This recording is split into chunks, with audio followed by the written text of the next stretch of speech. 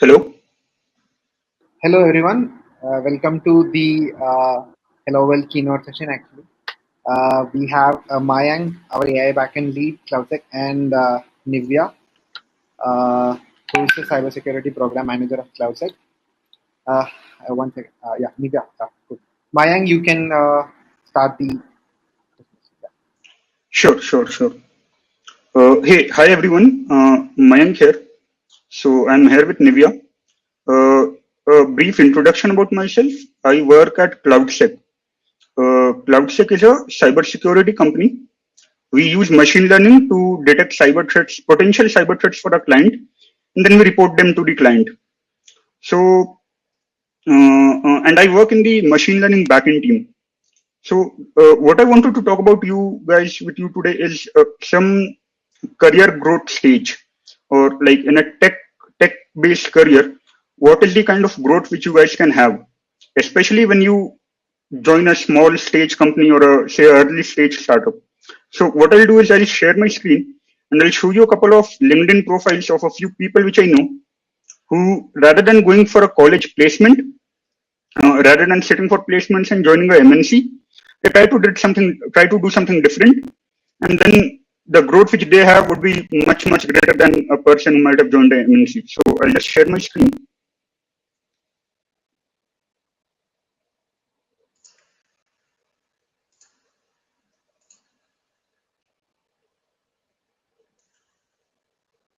Hope my screen is visible for everyone. Uh, so, uh, uh, so you guys would be aware of NVIDIA, right? NVIDIA is a company which manufactures the GPU. Like 99% of the GPUs in the world, it's manufactured by NVIDIA. And now NVIDIA has a event similar to, so Apple has its developer event, yearly developer event. Google has its Google I/O. Similar to that, NVIDIA conducts a GTC event every year, and it's a pretty large scale event, like the flagship event for NVIDIA. And this is one of the speakers, Mr. Bofin. He's my manager at CloudSEK. Like I work in his team, and he's one of the speakers at NVIDIA. Now, let me show you the interesting part. So, Bofin Babu has been working with CloudSEK for close to 5 years now, and he graduated in 2016, and he joined NVIDIA as an intern. And so, 2016, he was working as an intern. He got an offer from NVIDIA to join full time, but instead of joining NVIDIA, which is like a big company, he considered joining CloudSEK. And at that time, the team at CloudSEK was just 5 people. So think about it, like leaving a stable NVIDIA job and joining a team of 5 people trying to do something different. And from that stage to see the present scenario, like you are actually giving a talk at one of their flagship event. This would never have been possible had he continued his path at NVIDIA. So from an intern to actually giving a talk at their flagship event. So this is the kind of growth. Another case, something which you might relate to even more. So he's one of my friend. His name is Shashank Kumar. Uh, so he graduated college in 2019 from VIT, like graduated last year. But if you see his LinkedIn profile, if you see the companies which he has worked for, you see there's a his career, as in his working career versus his education. There are two different lines. His education and his career are not at all related. He studied in VIT for his engineering, but his career actually started way long before that. Since 2013, which is like even 2 years before joining college, he was working as a bug bounty hunter in multiple different organizations. So I know him. I know the kind of work he does. At the time of placements, he was not eligible for even one which came for college placement because of his CGPA. I mean, it was on the lower end. But then let me assure you, the pay which he gets, that would be more than any super dream pay which VIT can give you to, like, can give any person right now. So again, did not look into college placements, tried to do something on his own, tried to go for offline, off-campus placement scenario, and he's at a much better place than what he would have been had he went for a traditional college placement. The third profile is again my profile. So I graduated in 2019 as well, but at the end of my second year, we had a semester break, a 2 month semester break, and that was the time when I applied to CloudSEK to join as an intern. So I got lucky enough that CloudSEK extended that offer that, hey, I can work remotely from college while still continuing my college degree. So 2017 to November 2018, which is like when my seventh semester ended, I worked remotely. And then as soon as my college ended, like I was available to come to Bangalore and work, I started as a full-time ML engineer. So this was the time when a lot of people are actually starting out as interns in the company. If you go at the traditional college placement route, and just after a year, I'm now working as a backend lead and I'm managing a team of 5 people. So uh, compared to the people who went for a college placement, so I've just completed officially 1 year of my career, but I'm managing a team of 5, which would not have been possible in a big company or something like, say, if I would join a company which comes for placements in college. So at an early stage, I'm a big promoter of joining an early stage company. So there is a rumor that, okay, if you join an early stage company, you will get a lesser pay or you'll have to work more. So see, the work, definitely it will be 10x more than what you join if you join a MNC. You will not be taught anything. The concept would be you need to learn by doing. So you'll actually do it, you'll make mistakes, and that is how you learn it. Uh, the pay, it might be low, it might even match something which you might get at a big company.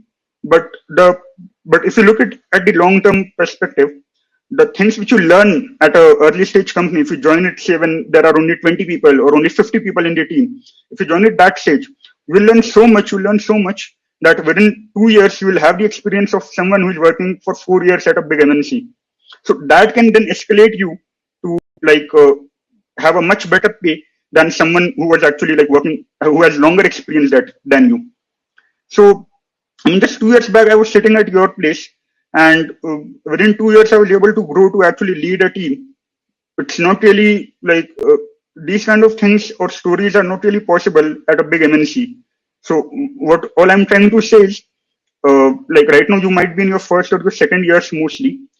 Uh, Try to build projects, write blogs about it, and then start applying for internships right now, like from once your second year gets sent and you have time. So now with the COVID situation, a lot of companies have stopped hiring or have reduced hiring, but then it also becomes a benefit for you people because a lot of companies are now also open for remote internship.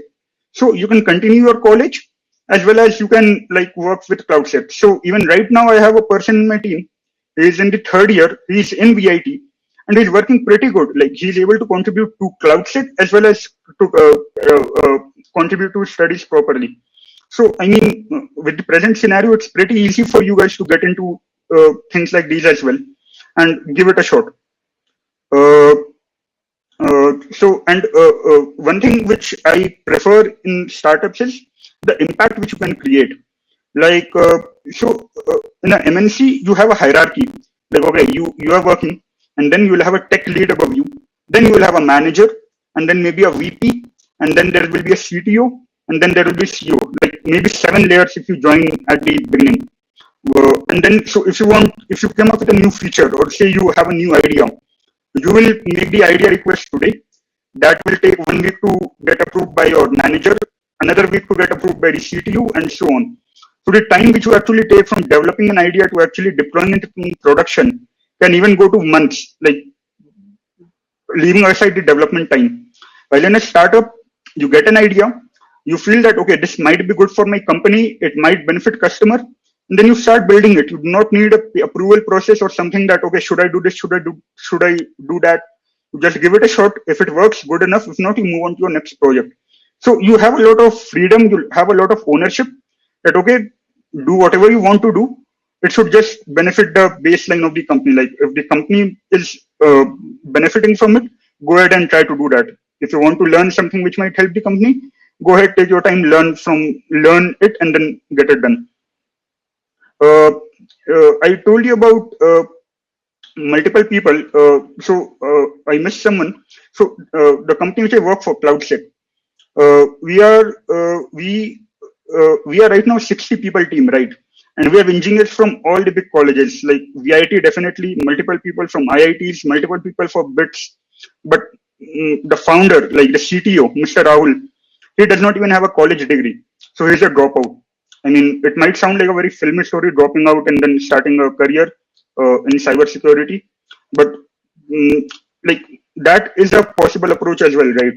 Like, I'm not saying you to drop out, but rather than going like, you have the time right now, you have a couple of years until your placement starts. So during that time, uh, try to get into early stage companies, try to intern with them, try to work with them remotely, or come up with an arrangement that okay, you can work with them during your weekends. And then if it does not work out, you obviously have a fallback option available for you as well. Like if nothing is working out, you can just go for your regular college placements, because see, you are in VIT. VIT will definitely give you a good job at the end of your career, at the end of your graduation. So why not try multiple things and then see, okay, if there is something which can be better than just a college placement, is what I'm trying to say. So a question which comes is, okay, how do I apply for internships? Uh, there's no such format. So it's just that you you just drop them a mail. You try to find a company which you might be interested in.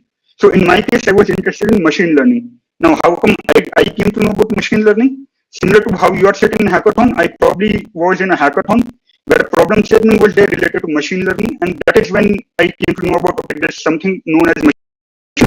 And then after my second year, I tried to look for companies who work in the field of machine learning. CloudSEK was one of them. I particularly liked them because they had a small team at that time. Like at that time, we were only 10 people from a 60 size right now. So, and then I applied to CloudSEK. And then how did I apply? I found the email of the founder, Rahul, on some website. So it's how you do, like you say CloudSEK founder and then you find the name, and then you Google like founder name space email, or you even do a hit and try method. So the founder name is Rahul. You will try Rahul at cloudsec.com. Rahul Sashi, the full name at cloudsec.com. Rahul underscore Sashi at cloudsec.com. And you hope that okay, at least something or the other will hit. So you try to find out the email, try to connect with someone who like say you are interested in machine learning. So try to connect with the machine learning head on LinkedIn. Try to initiate a conversation on Twitter. So and then you just drop them an email. So in my case, the email which I dropped you, I'll show you guys that. It was nothing much, and at that time I did not have anything to show them.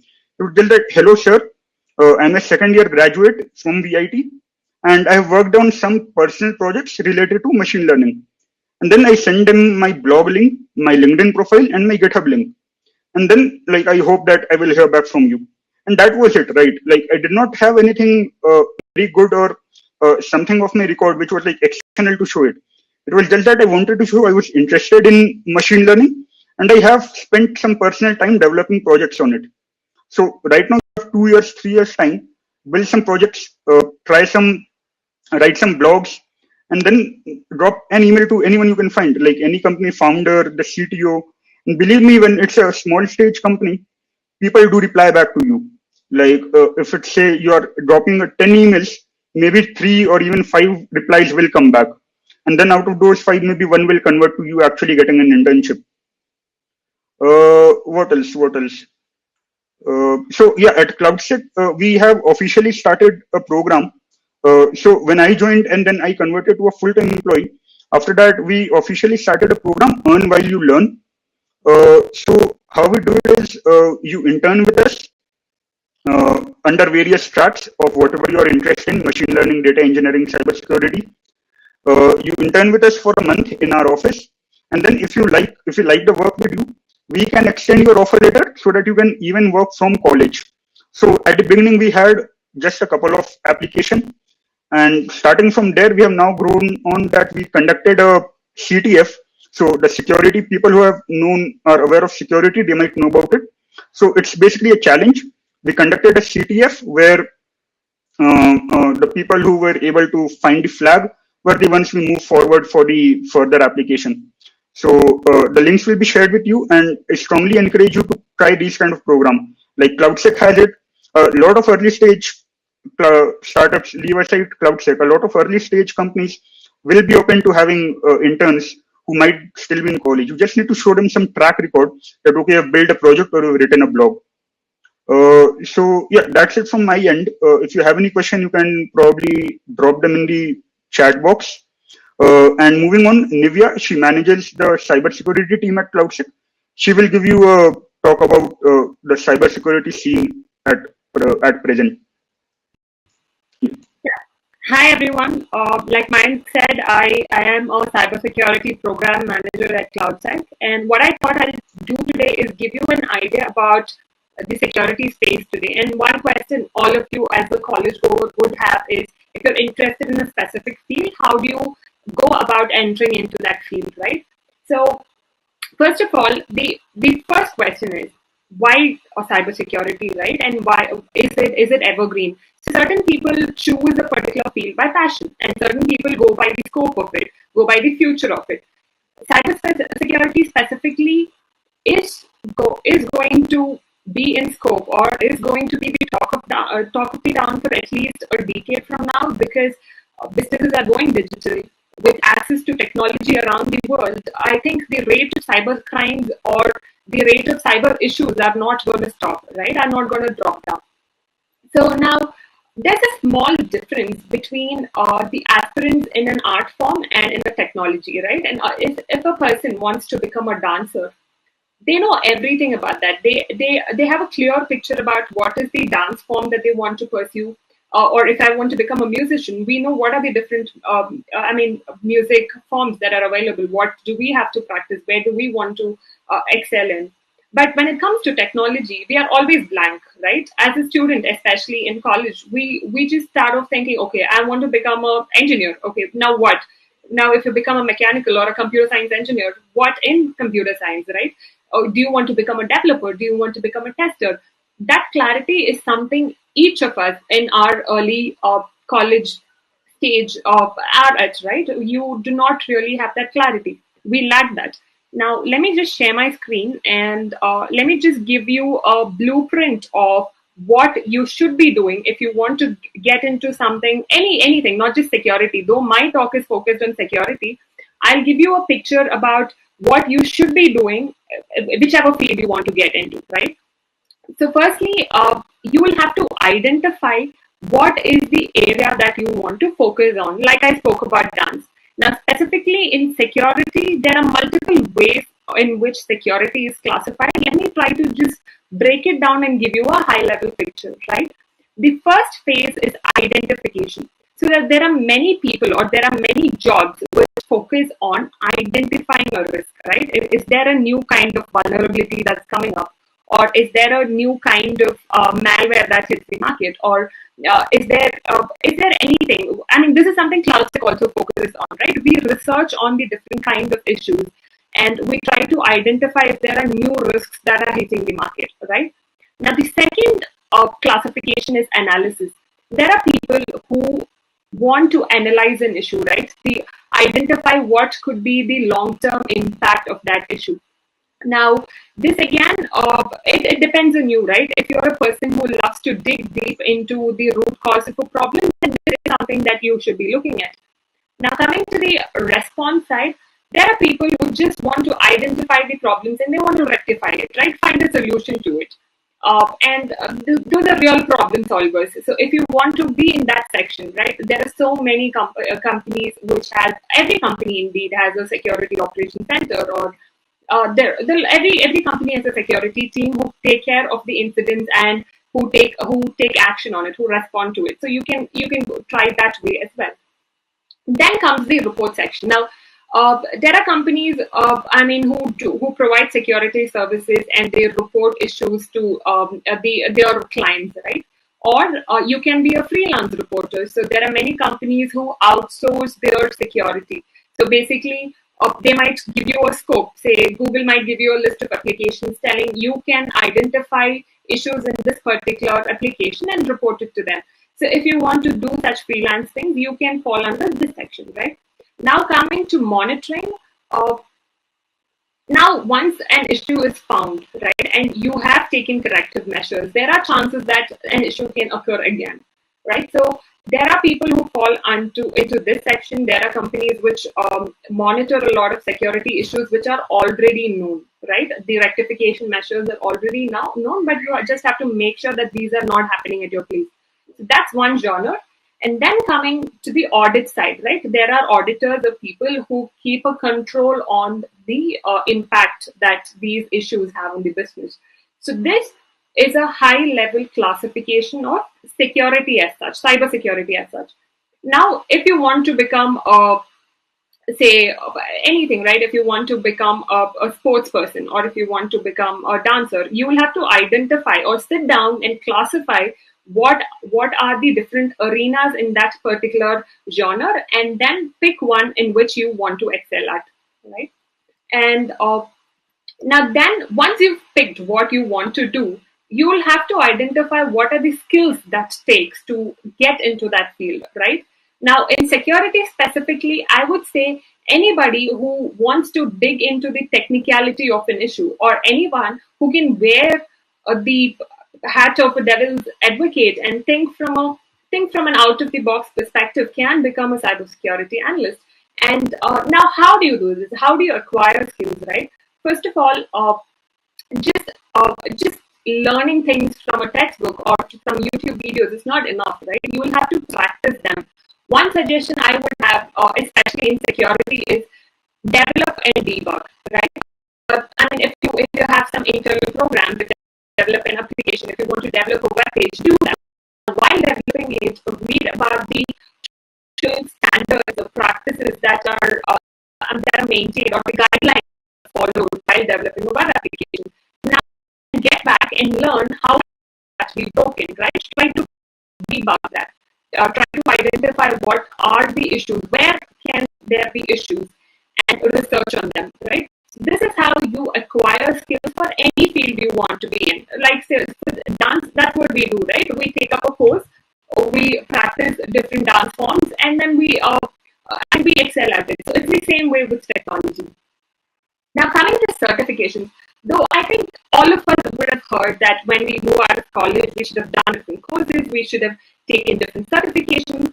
But see, honestly, no matter how many certificates you have in hand, if you do not have hands-on experience on something, or if you do not know how to implement what you've learned, there's no point in having these certifications. But these courses are important to give you exposure, right? If you want to study security, or say if you want to study specialize in a particular course, our college curriculum does give us a paper on that, but again, it's very limited, right? To get more exposure to the real world problems, you should take such courses. And one major challenge that college goers face these days are due to COVID, right? Hiring is freeze, there's a recession hitting in, but there is a lot of positive sides to it. Especially in cyberspace, there's a lot more job opportunities that are opening up, because since all of us are working from home, the attack surface is also equally high. And secondly, whatever we want to branch into, we have a lot of time to upskill, a lot of time in hand, right? And a lot of courses come for free these days. So upskilling is what you should be ideally focusing on at this time. Now, let me summarize everything that you have to do, right? Now, once you've identified what sector you want to focus on, what exactly you should be learning, you should also expand your connections. Let me ask you, how many of you who aspire to get into cybersecurity here have added Mayank or people in this space on LinkedIn? Right? We only think about LinkedIn and connections when we reach final year of college, right? Connections are very, very important to give you a daily life picture of what's happening in a specific genre. But think about it, right? If we like a dance form, for example, we might follow the dance group on Instagram, and we might practice everything that they show out there. Or we might be constantly updated about who is an influencer in that field. It's the same case with technology. Whichever tech related genre you want to pursue, you should be updated about the influencers, add connections, or learn about different early stage companies in that sector, and be connected to people. And secondly, especially in security, right, there are a lot of bug bounty programs. Now, like I said, Google outsourcing something, or any company who puts out applications, or they define a scope and let you hunt bugs. Now, this not only gives you hands-on experience, but this also gives you a gives you a sum of money to afford your own things in college, right? So you get a big bounty prize for out of all these programs. And then the second thing is join communities. Now, in security specifically, there's Nullcon, there's OAS. CloudSEC itself has an ex-Vigil community where we have a lot of people, a lot of experienced people from different companies who post things, or we have 250 odd students who are discussing things about security, and who ask doubts, who kind of try to converse with each other and give a better picture about the space to each other. So you have to join such communities, attend conferences to know more, or to learn better about this particular space, right? And also, like Mayank mentioned, write blogs, read and stay updated about every happening out there. And yeah, so that is just a gist of how exactly you can get into any field you want to, right? Let me just summarize that. Let me stop sharing my screen. Yeah. To summarize what I spoke, you have to identify what you want to become, right? First of all, or if you do not have a clear passion as such, at least identify where is your interest drifting, right? And then break it down, break that whole sector down, identify which specific genre you want to focus on, and then identify the skills required. Have a document, right? I've seen most people who've excelled in their career always have a document. They foresee their future. They jot down, this is what they want to become. That's the outcome. That's the vision. And then what are the skills required for it? And have a checklist. How do you learn that, right? And then take the certifications and focus on adding connections and talk to people, talk to a lot of people, attend conferences. And and especially in CloudSEC, if you want to join the ex-Vigil community, I think Sahil will post the link on the chat here. You can join the community, and we also roll out CTFs, or challenges for people to join a community. And then you can talk to different people.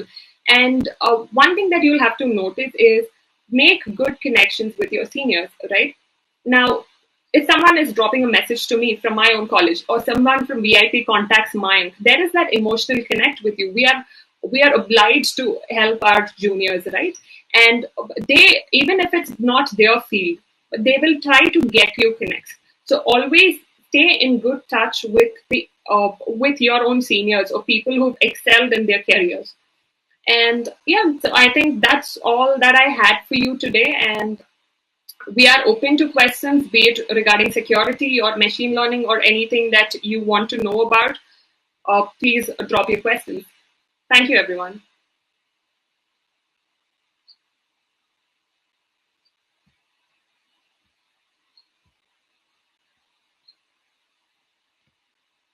I think it's pretty much. Let's see if we have any questions. No. Yeah, or we can connect over LinkedIn or anything, and then we can, like, if anyone has any question about CloudSEC or like general career-wise, they can definitely connect over LinkedIn, right? All right. Thank you guys for joining us. Bye-bye. Okay. Thank you, everyone. Thank you, everyone.